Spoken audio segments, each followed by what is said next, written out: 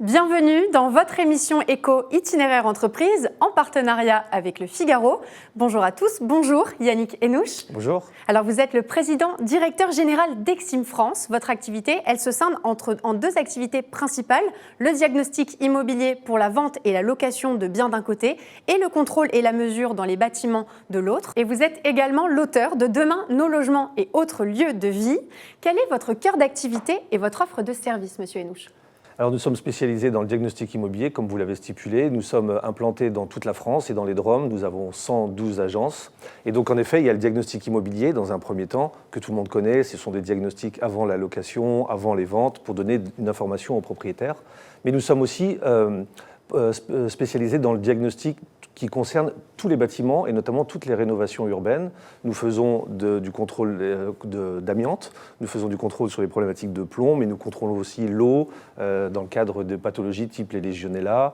Nous surveillons les qualités d'air intérieur. Enfin, nous sommes un des acteurs de la vie des bâtiments pour permettre aux gens qui y vivent ou qui y travaillent d'être en sécurité. Et d'y vivre mieux. Alors on est début 2021, vous avez donc traversé 2 confinements. Comment vous l'avez expérimenté ? Le premier a été un petit peu rock'n'roll, si vous me permettez. Ça a été très difficile. Le mois d'avril a été très complexe. Généralement, pour vous donner les chiffres d'activité, nous faisons à peu près 2,8 millions d'euros de chiffre d'affaires par mois.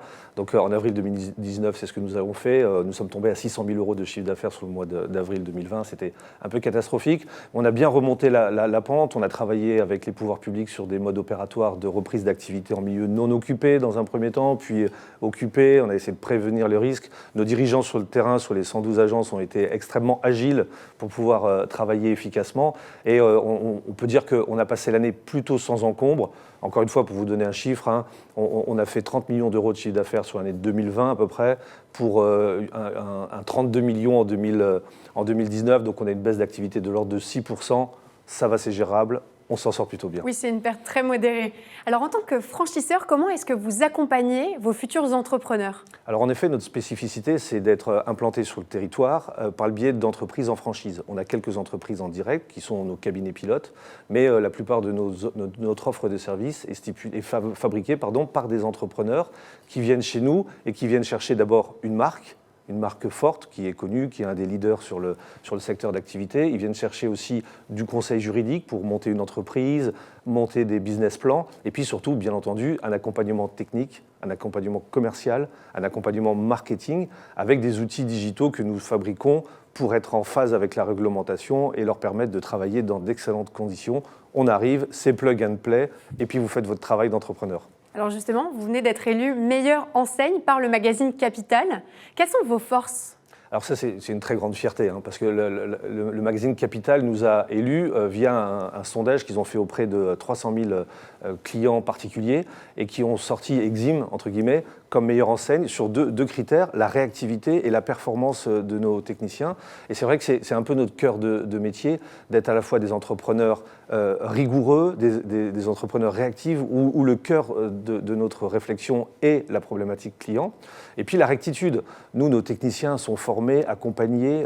Nous sommes 450 dans le groupe, dont 300 techniciens certifiés qui travaillent chez le particulier, dans les bâtiments. On a des livrets techniques comme cela qui leur permettent de suivre nos modes opératoires et on est très proche d'une réalité légale qui permet de faire une offre de service assez pertinente. Et alors, vous parliez justement de la réalité du terrain, des particuliers. Si on en revient au grand public, il y a une réforme du DPE qui va avoir lieu début juillet. Qu'est-ce qu'elle va concrètement changer ?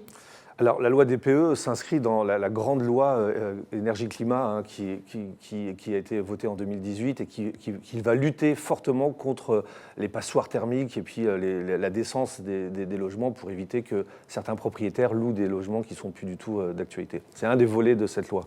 La réforme du DPE s'inscrit dans cette grande loi et de cet grand accord cadre qui va permettre d'éviter et d'éradiquer d'ici à 2028 tous les bâtiments qui ne seront plus décents, qui ne seront pas performants énergiquement et qui consommeront trop d'énergie, pour permettre à la fois 2 choses, le bien-être du particulier qui y vit, et puis aussi de faire des économies d'énergie, parce que cette loi cadre lutte contre la surconsommation d'énergie en France.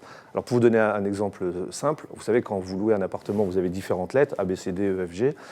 Dans 5 ans, dans 7 ans, on ne pourra plus louer des appartements qui seront catégorisés dans les 2 dernières catégories, si j'ose dire, F et G. Donc ça va obliger les propriétaires à rénover leurs bâtiments, rénover leurs appartements. Et à se mettre en conformité. Et à se mettre en conformité avec la loi et de moins consommer. Et ça va de pair avec vos activités. Et ça va de pair avec nos activités, tout à fait. On va venir pour contrôler le fait que ça soit bien fait. Alors vous êtes en pleine croissance, on le comprend bien. Quels sont vos objectifs de développement pour la suite? Alors 112 agences déjà sur le territoire, c'est presque la totalité du territoire, mais pas encore. On a encore la capacité d'ouvrir des agences, de répondre à des problématiques locales sur le terrain. On a des demandes qui sont très fortes. Donc notre objectif l'année prochaine, c'est d'ouvrir encore une quinzaine d'agences, 8 sous la marque Exim, une petite dizaine sous la marque Defim, pour essayer d'être encore plus proche de nos clients et de satisfaire encore mieux la demande. Merci Yannick Henouche. Je rappelle que vous êtes le président directeur général d'Exim et que vous êtes spécialisé dans le diagnostic immobilier et le contrôle des bâtiments. Merci beaucoup d'avoir accepté notre invitation. Merci à vous. Quant à nous, on se retrouve très vite pour un nouveau numéro éco d'Itinéraire Entreprise en partenariat avec Le Figaro. Je vous dis à très bientôt.